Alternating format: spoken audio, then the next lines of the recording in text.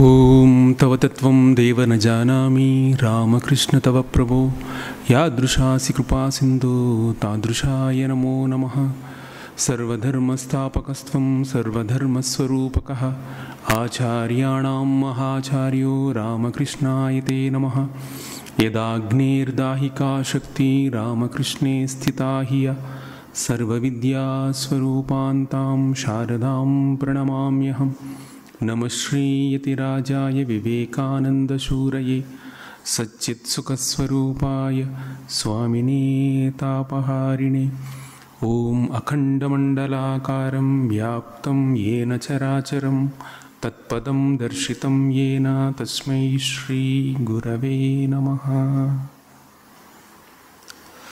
So, Namaste Vanakkam. Today we all know that today the auspicious Tidhi Puja of Swami Turiyananda Ji Maharaj, a direct monastic disciple of Bhagavan Sri Ramakrishna. There are few books. The Eternal Companion by Swami Brahmananda Ji Maharaj, the spiritual teachings of Swami Brahmananda Ji Maharaj, and For Seekers of God, the spiritual conversations of Mahapurusha Swami Shivananda Ji, and the spiritual treasures, letters of Swami Turiyananda Ji Maharaj.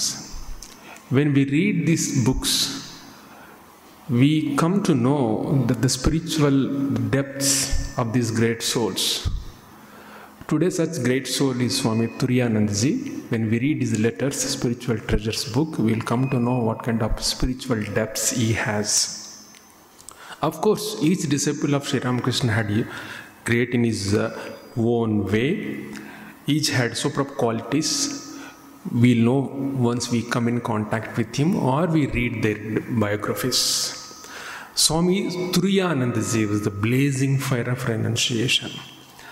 Because to go near him, to be near him was to feel the warmth of spirituality. That's what everybody felt, those who came in contact with Swami Turiyananda Ji.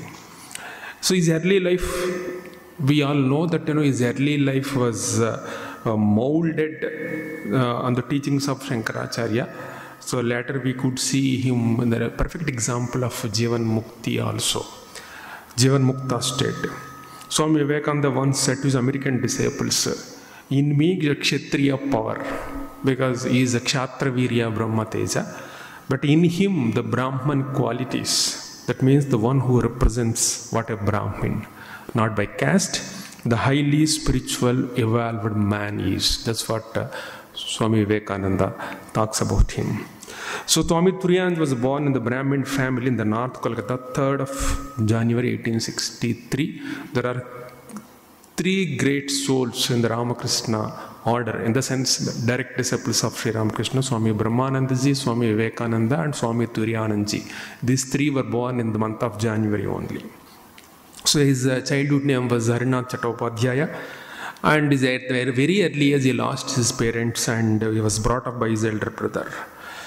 So we all know that these great disciples, they're born with very, very good samskaras, and not only born with the good samskaras, they make full use of them. So from his very young age, as I said, he has got great qualities. 3 times he used to do the Sandhya, and he used to cook his own food. That's what, the spirituality begins like this only, because he has got the Brahminical qualities also, we said, and highly spiritual evolved person he is. That's why he used to do Sandhya Vandana for 3 times, and also he used to cook his own food. And we all know that, he is right from the beginning, he started practicing the teachings, Advaitic teachings of the Shankaracharya. The famous example, the crocodile. One day he was taking a dip in the Ganges. Then suddenly a crocodile came. Everybody said, there is a crocodile, come away, come away. And he also came out. Suddenly remembered, so I am just following the Advaita. And everybody says, then I am not the body, I am not the body. Why should I be afraid of this crocodile? Again he went to the Ganges again. Somehow crocodile went away and he came out. That is the fearlessness that Advaita teaches. Exactly Toto used to follow. And the scripture says that, if a man is sincere, then, automatically Guru comes. Even though if you don't ask, Guru comes. In the same way also, at the age of 13 or 14, he first met the Sri Ramakrishna Paramahamsa in somewhere in Kolkata. So when Sri Ramakrishna came to know that, this young boy of 13 or 14 years is reading the Rama Gita, the Advaitic treatise. So he found that, this boy, is trying to practice his spiritual practices in Advaita. But when he came in contact with the Sri Ramakrishna, Hari Maharaj, Harinath Chattopadhyaya, we call it Hari Maharaj, Turiyananda ji, he found a great inspiration in Sri Ramakrishna. Because someone who practices all these spiritual teachings, right in front of him, Sri Ramakrishna appeared to him as a role model for him actually. So while he visited Dakshineshwar, one day he said, whenever I used to visit the Dakshineshwar, I used to feel the immense joy in me. Whenever I am in Calcutta, I used to feel, a miserable condition. Naturally, when you come to the mutt, you feel some kind of great joy. The moment you step outside the world, we all know that. We also same thing. When we go out, we feel that, and when we go to the mutt, in the same way.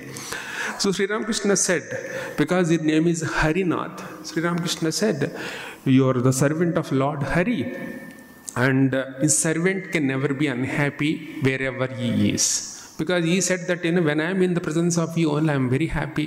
When I go to Calcutta, I am feeling very miserable. Further, Sri Ramakrishna said, you are Hari, you are the son of the Hari. Then wherever you are, the children of the God, they are happy, whichever the condition they are in. Then the boy immediately said, I don't know, sir, I am the son of the Lord Hari. Then Sri Ramakrishna immediately said, because the Guru teachings, you need to accept it. But immediately said, I don't know, sir, I don't understand, I am the son of the Hari. Then immediately Master reiterated saying that, truth does not depend upon your own knowledge, he says. So for that matter, anybody knowledge also. So whether you know it or not, you are the servant of Lord Hari. Then he comes in contact with Sri Ramakrishna Paramahamsa. He used to be afraid of women. He used to hate. But Sri Ramakrishna saw that, the very presence he doesn't like. Sri Ramakrishna said, why you are so much abhorrence to the women?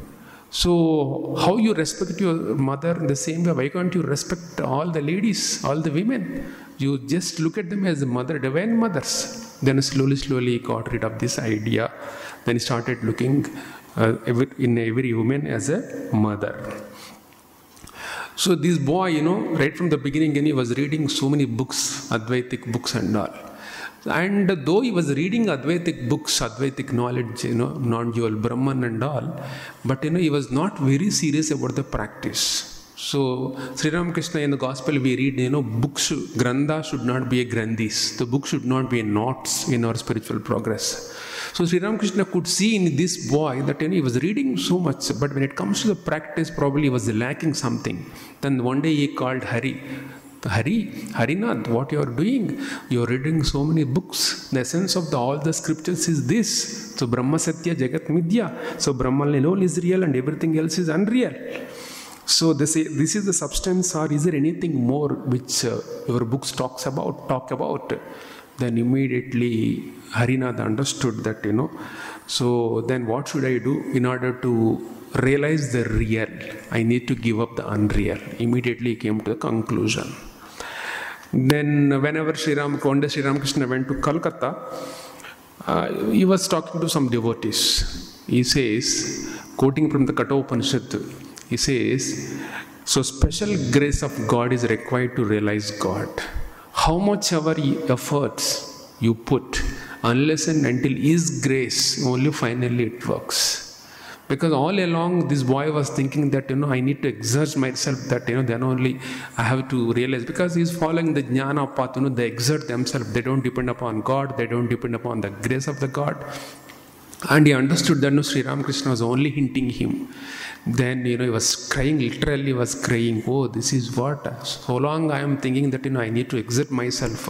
because I am following the jnana path. But even if I follow the jnana path also, God's grace is important. So immediately understood that Sri Ramakrishna is pointing, Sri Ramakrishna was only telling him, Sri Ramakrishna was only hinting him. So looking at Harinath, Sri Ramakrishna sings a beautiful song saying that, so miraculous power of divine grace. So how the miraculous powers of divine grace works. So this, if the grace is there, even the dumb man, the lame man also can jump the mountains. So like this, the beautiful song, how the miraculous grace works. So Sri Ramakrishna sang. So the moment he listened to the song, literally he was crying. So tears are, rolling down from his cheeks. Then he understood that, what grace, the divine grace plays a vital role in one's spiritual life. So as I said, Arnath burst into tears. Then he learned how to surrender to the God. Because surrendering to the God is very, very important. As a path, the jnana path is not the surrendering path actually. It's because you need to exit. But Sri Ramakrishna says, surrendering to the God is very, very important.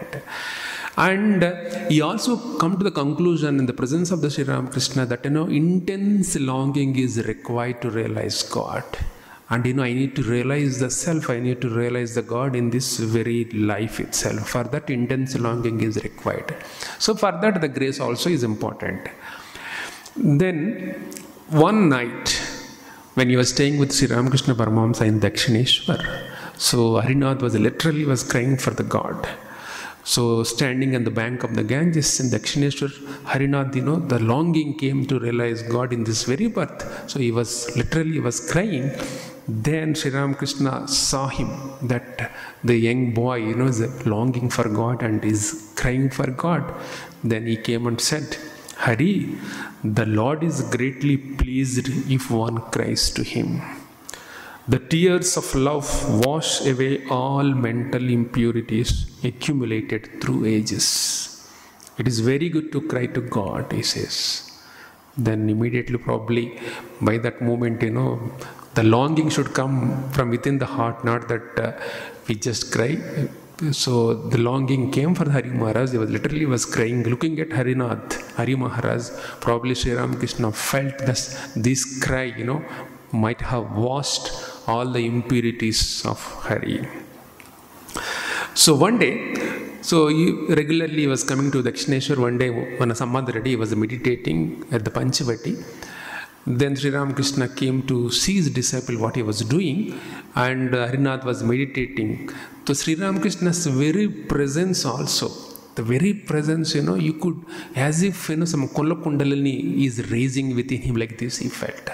Later on, he writes, beautifully writes, the awakening of the Kundalini was an easy matter for Sri Ramakrishna.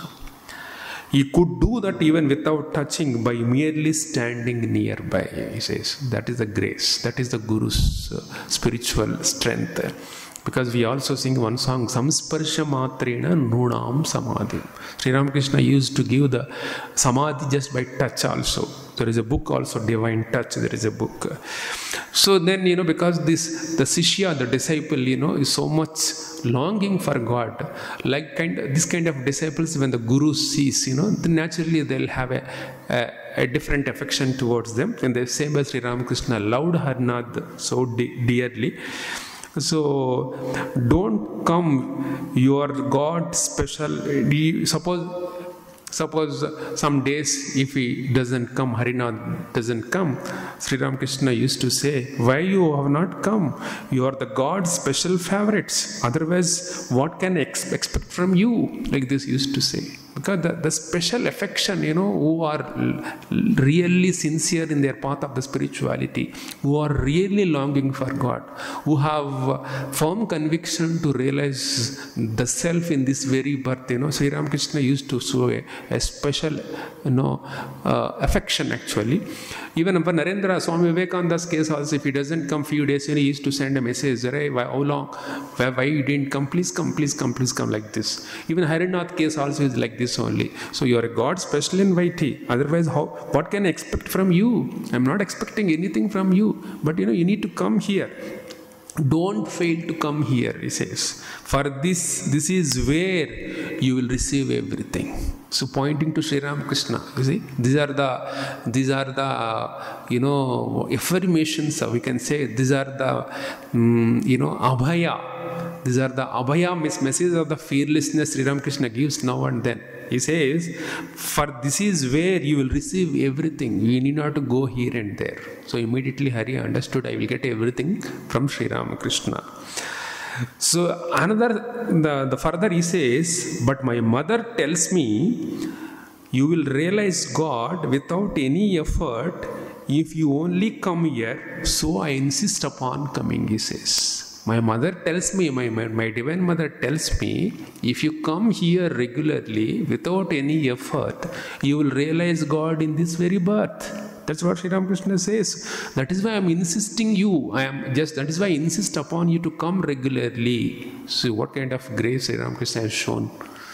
Just if you come here, that is sufficient. Because I am not telling, the divine mother tells me that if you come regularly without putting much efforts, you realize God in this very birth. That is why I am insisting you to come here and again. And slowly he started practicing, he started doing the spiritual sadhana, and slowly you will know that, so many things Sri Ramakrishna taught, how to do the sadhana and all. Then the bliss he got in the company of the Sri Ramakrishna, it cannot be compensated for the whole lifetime of misery. Because the Jagat is something, so if at all you have to give the definition that what is the realization of the God? Atyantik dukkha nivritti paramananda praptischa. When you attain that immortality, when you realize God, what you are going to gain? Cessation of all the miseries. That's what. The bliss he got in the company of the Master more than compensated for the whole lifetime of misery. Just the moment you go and just sit right in front of the Sri Ramakrishna, irresistible joy is to feel. So world is, anityam asutkam lokam, so dukkhalayam asashvatam. The world is only the misery only. If you go to a tiffin center, you get the tiffin. If you go to a jewelry shop, you get the jewelries. If you come to this earth, if you come to this place, this is dukkhalayam. We will only get the misery. So to get out of the misery is to realize God. So that is when the company of the Sri Ramakrishna, this Harinath used to get immense joy, so that you cannot compensate even a lifetime misery also. That's what Sri Ramakrishna, Harinath used to say. So then, after the passing away of Sri Ramakrishna, because I am not taking much about Sri Ramakrishna and Sarinath conversation, now we are moving forward. So after the passing away of Sri Ramakrishna, 1896, August 16th, Sri Ramakrishna passed away. So they moved in the year 1899 to the Baranagar monastery there. So that monastery is, the great fire of spirituality that was kindled in Dakshineshwar among the direct monastic disciples of Sri Ramakrishna by the grace of the Master or by the Master. They kept alive at Baranagar actually. That's what we see actually. Sri Ramakrishna kindled the spirit of renunciation in them when they were all in Dakshineshwar, when Sri Ramakrishna was in Dakshineshwar. But when they came to the Baranagar, just it was, they kept alive. Still that time it was alive actually. To be handed down to the world, at large for the benefit of humanity. When you read this biography, you understand that the spirit of the fire of renunciation kindled by Sri Ramakrishna in Dakshineshwar, you see throughout their life, in their disciples' life, that fire of renunciation, that fire of spirituality. But what for? It is the largest section of the society. They have to get the benefit, the entire humanity. For that only they were maintained throughout their life. Till that power only is working through the Ramakrishna Math and mission only. Then, as we said, this boy Harinath is, the fire of renunciation, full of spirituality, the burning spirituality. He left the Baranagar Math and traveled on foot from one pilgrimage spot to another pilgrimage spot and practicing rigorous spiritual sadhanas. Then he came to 1890, this is 1896 actually, in Baranagar Monastery. In 1892, after many years of traveling from one pilgrimage spot to another pilgrimage spot, in 1892, he met Swami Vivekananda in the Meerut, and Swamiji was also in Meerut that time.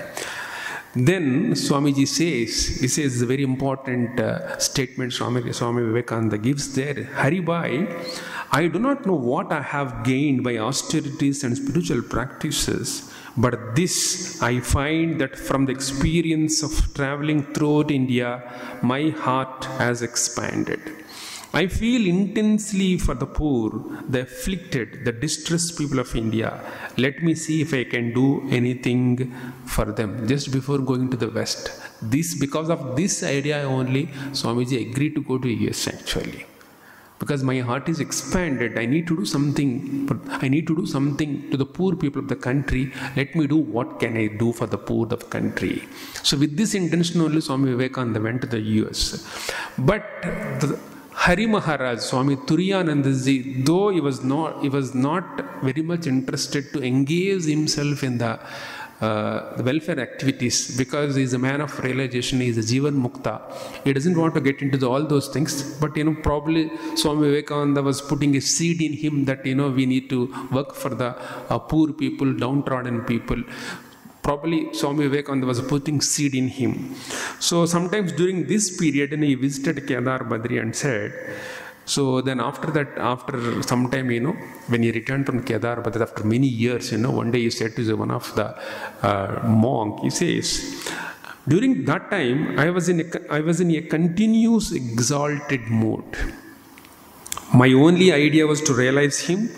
I not only committed to memory 8 Upanishads, absorbed in the meaning of each mantra. So when you read this Spiritual Treasures book also, every letter, he quotes from the Upanishads or the Bhagavad Gita. So because he lived up to the ideal actually, what Upanishads teaches, all the Upanishads, ditto. So if you're anything, the definition that was given in the Gita, if you want to see the perfect example of the yogi which is described in the Gita, is Swami Turiyananda ji. So he's a very good, the moment when he sits for the meditation, you used to forget the world. One day one young monk asked Swamiji, how should I do the meditation? He says, so when I sit for the meditation, I just say to myself, no admission for the outside world. No, nothing can enter into my mind. I keep a board mentally, not physically, that you should not write a board, no admission board and all. Physically it tells, mentally it tells that nothing should disturb my meditation. I keep no admission board in my mind so that nothing disturbs from the outside. So that's how I do my meditation. He gave a piece of advice to one of the monk.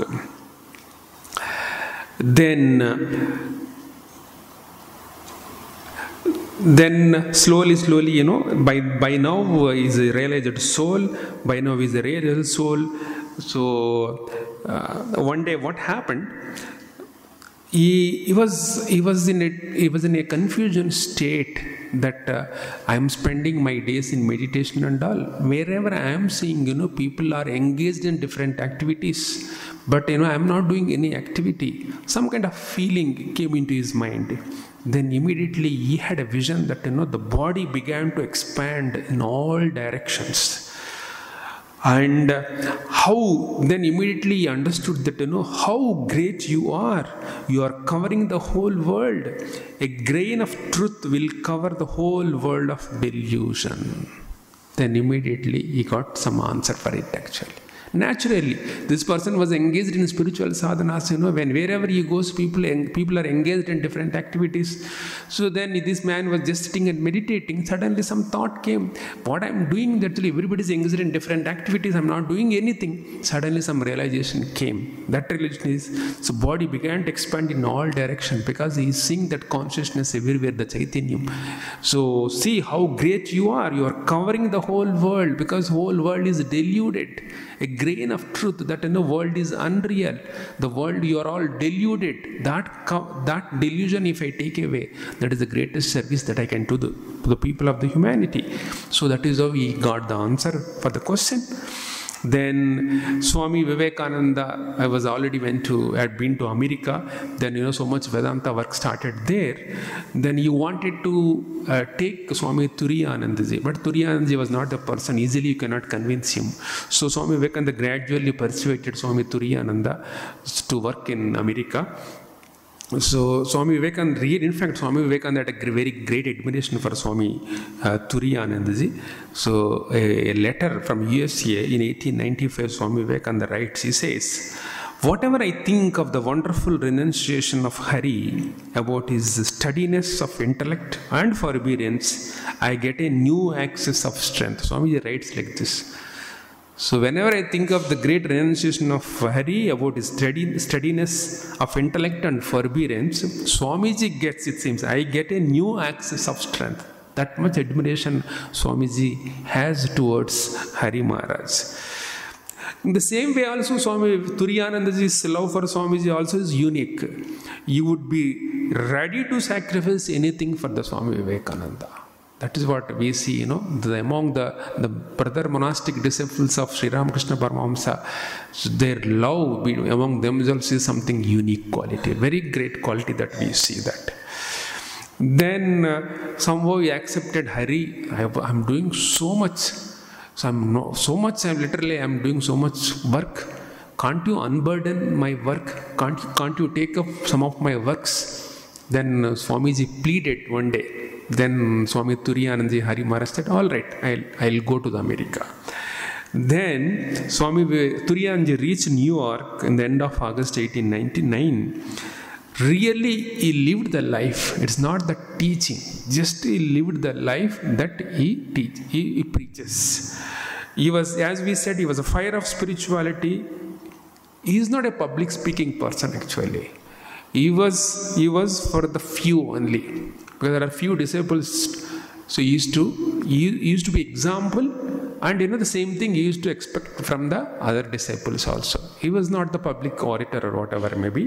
He was for the few, not for very big crowds. So his focus is, if I can change some people. So that's what his idea is. Not that if I give thousands of people public lecture, that doesn't give any impact. If I can change few individuals, so they will take care. That's what his intention. That's why individual character building. When he went to the US, he started Jayanti ashrama. There are few people he gathered. So the few people used to come. They lived with him. So that is how to get up in the morning, how to meditate, every meticulous work, how to do, everything he used to teach. That's why he is not the public orator. He is a man, he can only change few people. He was for the few only. So in San Francisco, Swami Vivekananda told the students. So Swami how beautifully writes.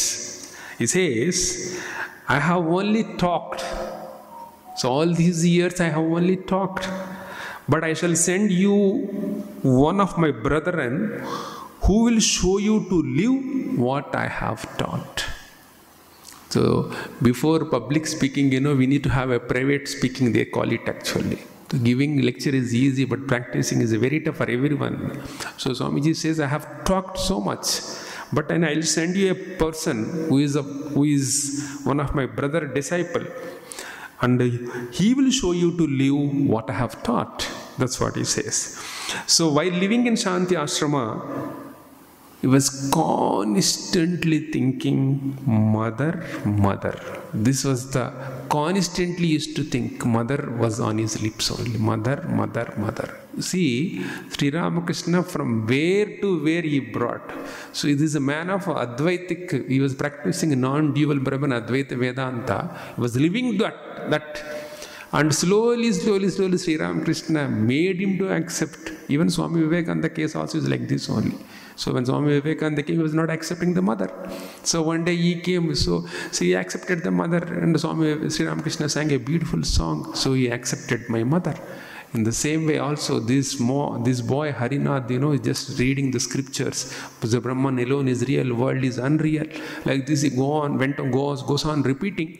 But suddenly now, it's just repeating the mother. Then, so, because in the Shanti Ashrama there are few men and women, they were with very different temperaments. So, but they were living together in the Shanti Ashrama. Someone said, there are men and women, how they are able to live perfectly. What is the secret? Then Swami Turiyananda writes, as long as we remain true to the mother, but there is no fear that anything will go wrong. But the moment we forget her, there will be great danger. Therefore, I always ask you to think of mother. Generally, there are men and women, when they are in one particular place, there used to be some doubts and speculations. Then somebody asks how these men and women perfectly they are doing sadhana and perfectly they are living joyfully, they are living. What is the secret? Then the Turiyananda's advice is this: as long as we remain true to the mother, there is no fear that anything will go wrong. But the moment you forget her, there will be great danger. Therefore, I always ask you to think of mother. That is the secret, he says. And Swami used to feel the Divine Mother was guiding him in every way. Swami Turiyananda used to feel that the Divine Mother only is guiding him in every way. That's why, because always mother. And also all his actions. And even his speech also. So because of the mother only is happening everything. Whatever actions I am doing, because of the mother. Sakali tumari icha mai. And whatever I am doing, whatever I am speaking, everything because of the mother, everything is happening. That is what is firm conviction and faith also. So after staying a few years in Shanti Ashrama, he returned to India, because by then he was ailing with some diseases. So he returned and he stayed in Kanakal Ashrama for a few days. So then, he was having terrible pain.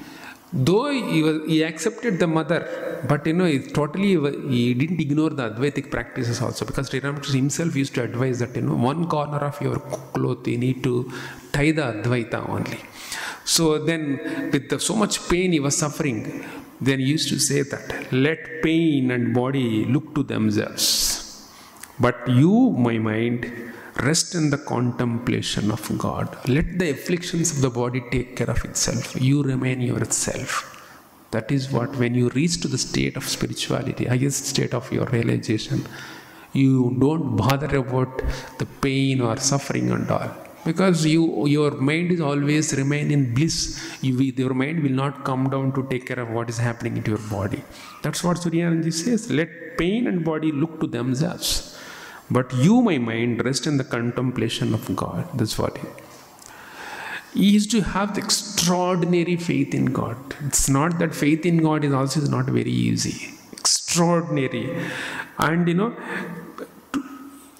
that is why that faith and the combination of the jnana also, the Vedanta, it was easy for him, not only having a faith, and also he is practicing the Vedanta, Advaita Vedanta. That is why it was very easy for him to bear any amount of bodily suffering. If you have only the devotion and the faith, probably it may not be possible, because you cannot take away. Because the Advaita Vedanta says you are not the body, you are not the mind, you are not the intellect. So that conviction should come, then only you will lift your mind from the body and where the pain is there.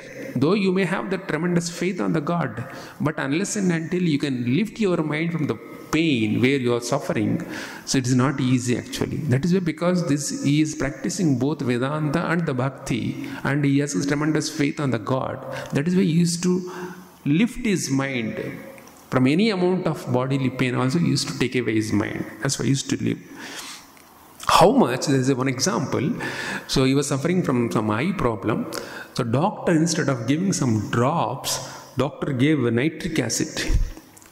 Then later on they realized that, oh my God, we supposed to give the eye drops and we have given this Swamiji nitric acid. Then he came to know that he was given nitric acid to his eyes. Then immediately simply smiled. It is the will of the mother. That faith, that extraordinary faith only will make you to speak like this.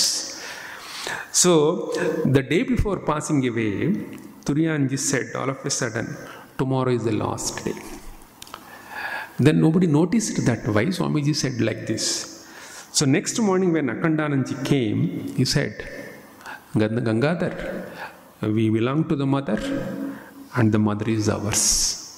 We belong to the mother and the mother is ours. So please, so he requested Akhandananji to sing or chant or recite Sarvamangala Mangalye Shive Sarvartha Sadike Sharanya Trambike Gauri Narayana Namostute. Then he repeated. Then the body slowly is falling off. Then the pranas are departing. Then he said, make my legs straight and raise my hands. The hands being raised, he folded them, made repeated.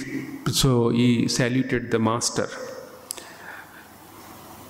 That particular moment, as if he realized the Brahman. As if he realized the Brahman. So he says, this creation is truth. This creation is truth, Satyam. The world is truth. All is truth. Prana is established in truth. Satyam Jnanam Anantam Brahma. Prajnanam Anandam Brahma. So he started his spiritual practices. Brahman is alone real. Then the world is unreal. Because he realized the Brahman. He is seeing literally the consciousness is everywhere. Now at this point of time, the world, the creation, everything is true for him. Because he is seeing the Brahman. So in order to realize the Brahman, we have to take the support that world is unreal. Now actually you seeing the Brahman, the consciousness, the God everywhere. For him the creation, the world, the Jagat, everything appears to be the truth. That's what the culmination of this. So he asked the Gangadhar Maharaj, Akhandananji, to repeat again.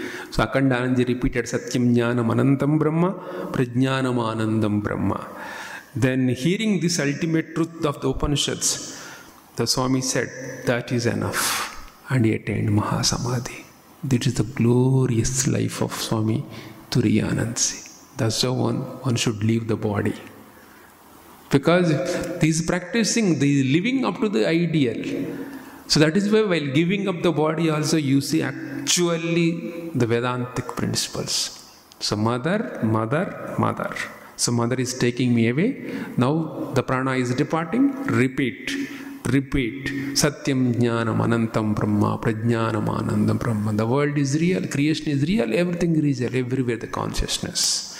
Then after repeat, this is enough, I have realized. Satyam Jnanam Anantam Brahma, Prajnanam Anandam Brahma. He attained Mahasamadhi. So by reading, the way he started his spiritual practices, the way he gave up the body, we can understand really his name is Swami Turiyananda. The state is attained, the Turiya Avastha, that is the culmination point, the last stage of the life, Jagrat Sushupti. All this Turiya Avastha. That is why Swamiji gave him name the Turiyananda. So, there are two things we understand. Self-exertion and the divine will. People have got a lot of doubts about it. So, self-effort is important or the divine grace is important. So, Sri Ramakrishna said, how much ever you exert yourself, unless and until you have the grace of the God, you won't realize God. But shall we necessarily exert ourselves into the practices? Is it necessary to practice? Because the grace alone is enough. How much ever you exert, unless and until the grace is there, you can't realize the God. There are many people, they understand that, we need not to do anything. The grace is enough, like this. But Turiyananda clarifies, he says, birds fly to infinite sky, on and on, till they are tired. Till they are tired. when they sit on the mast of a ship for rest, strives, till then, you need to strive and knocks. That's what he says. See, as long as the bird flies sky, infinite sky, but once it gets tired, somewhere he will suggest, where is the ship, I will rest myself. In the same way, we need to exert ourselves to realize God. Then the God's grace flows. That's what he says. The Divine Mother is everything, but to reach the ultimate stage, one must struggle sincerely and earnestly, he says. Then only we understand that, Mother is everything. Then only we understand that the Mother is everything, not before that. So till then you need to struggle earnestly and sincerely, he says. Because if you look at the Turiyananda's photos, he always sits straight. Even in the chair also, it seems, even while sitting in the chair also, he would never bend, because it shows the strong mental attitude. Because always, even while sitting in the chair also, he used to sit in the very erect position, he used to sit. So whenever he was in the ashrama or in the maths, he would hold classes and inspire the people. His conversations always was full of great spiritual fervor. It's a very, very tough task actually. If someone comes, bringing them to the spiritual conversation nowadays is not so easy. Even someone comes also, they talk about all nonsense. They never talk something about the spirituality. But with the Turiyananda, something is a great, he's got a knack. It's not a knack, I can't say that it's a knack. It is, outflowing out of devotion, out of, the mind is always, just dipping into their spiritual thoughts. Naturally, it comes up. So his conversations always was full of great spiritual fervor. Somebody asked, Swamiji, how could you bring these spiritual conversations? Whenever we come to, you just lift our minds. How did you practice this? Then Turiyananda says, well, from my childhood, I have lived that life intensely, he says. Whoever goes, he lift their minds, he just only talks the spiritual conversations. Then somebody asked, how could you converse like this, Swamiji? Immediately you bring anything, we start with it, you bring the spiritual topic, spiritual connection only you give. How did you learn? He says, well, from my childhood, I have lived that life intensely, he says. Then I'm talking about these letters, right? Spiritual Treasures book. So if you read any letter, I'm reading that book, I'm taking class for the brahmacharis. Every letter talks, say that this letter is enough. This letter is enough. This letter is enough. Like this, that feeling comes. So clear thinking and the vast scholarship, quoting from some Upanishad, some Grantha is quoting, and more than that is spiritual vision. See, the letter, while reading the letter, you can understand that, it's not that just intellectual gymnasium that with that intellect he has written the letter. He has realized, he can understand clearly the problem of the spiritual aspirant. So that is why he could able to give the right solutions. So if you read the book, The Practice of the Presence of the God by Brother Lawrence. So he came to a church to attend the prayers. So looking at a shabby look, they didn't allow him. But somehow they thought that, it's okay, anyway he has come. So probably he may want some job also. Can you work for us? Then the Brother Lawrence said, yes, I'm ready to work. You give me some opportunity, I wanted to work for you. Then go to kitchen and wash the dishes and all. Somehow you wanted to work in the monastery, in the nunnery there. So he was not allowed to attend any prayers, but he was listening from a distance. So while washing the utensils and all, somehow he practiced the presence of the God. He could master over that. While washing the utensils, he could feel the presence of the God. And after 3 years or 4 years, he is such a spiritual heights he raised himself. These fathers came to know his spiritual heights, he writes a letter to his mother. And somehow these fathers happen to read that letter. What a spiritual depths, what the spiritual visions he has. Then immediately, he was called inside to attend the prayers. That is what I want to say is that, the spiritual visions of the one who is giving the answers, when you read the letter, you can understand what kind of spiritual visions and what kind of spiritual heights the person has reached it. So that is why Turiyananda's letters, it has got the clear thinking and vast scholarship, and also more than that.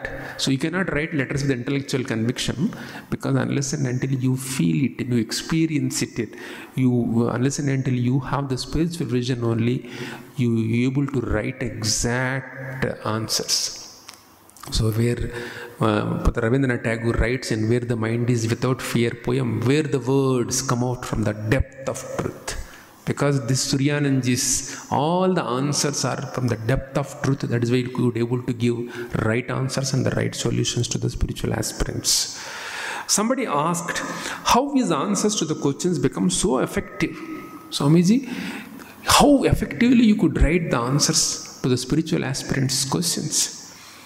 Then the Swami said, there are two ways of answering the questions. One way is to answer from the intellect. The another way is to answer from within. So I always try to answer the questions of the spiritual aspirants within. Within. That means is spiritual insights with the within. That's what I already experienced from within, not that from intellect he writes. That's what. Then slowly, so one is progressing towards God or not, how to understand. Most of the spiritual aspirants, have a doubt. They also very often they ask these questions. How do you understand that I am spiritually progressing or not? He says, all his passions, lust, anger, and greed will wane. His attachments for the objects of the senses will diminish, and he will have peace at heart. When these things are there, one can understand that he or she is progressing spiritually. Then somebody said, when the young monk came to serve the Swami Turiyanandaji, he says, you nurse my body and I nurse your minds. And he says, so one day, when a young monk came and massaging his feet, then immediately Swami Turiyanandaji severely scolded him in no reason. Then the monk was surprised, he was taken back. I didn't do any mistake, why this Swami was scolding? Then immediately he tells to the other monk, he says, a dark cloud of negative thought is entering into his mind.